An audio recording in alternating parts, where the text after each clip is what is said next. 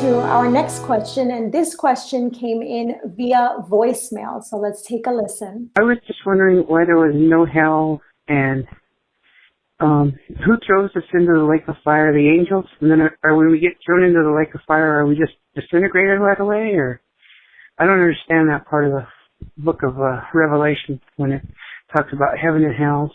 Now, Dr. Yonker, this is quite a complex question. It seems to have very different pieces. Is there anything in the Bible that we can find an answer for this question? Right. The question of hell and suffering is always one that's complicated, important, and certainly can alarm us. The first thing we always want to keep in mind when talking about hell is that hell is not a place where people are consciously suffering right now. There is, sometimes we hear terms like purgatory, but you won't find that concept in the Bible. Ecclesiastes chapter 9, verse 5 makes it very clear that those who are dead are not conscious. They have no knowledge of the living world. So those who are dead, humans who have died, do not have any awareness of the living world. So once we understand that that's not what we're talking about when we discuss the issue of hell is those that are like suffering right now, then that helps orient us towards what Revelation might mean when we turn there. The verses he probably has in mind are from Revelation chapter 20, verses 13 and 14.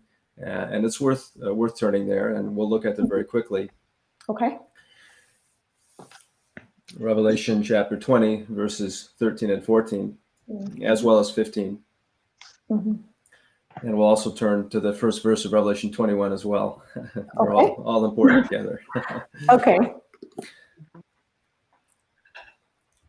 And you see there in Revelation 20, verse 13, that it says the sea, and doing a whole study of Revelation is complicated, but we'll just continue reading it for the moment. The sea gave up the dead which were in it, and death and Hades gave up the dead which were in them, and they were judged, everyone according to their deeds. If we've read earlier in Revelation, and we've sometimes discussed this on this program, but so you can look back and learn more about what the resurrection is. There's more than one resurrection.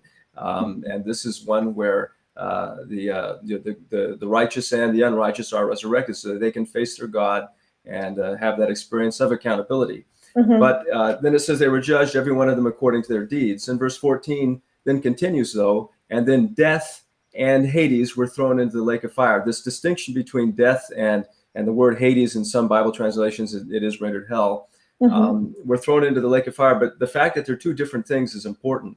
And the fact that they're both destroyed is important. They're both burned up. So there's going to be no more death because it will be burned up, the problem of death. But then also the Hades, the place of where the undead would live, so to speak, is also going to be burned up. And this is called, therefore, as it says in verse 14, the second death, the lake of fire.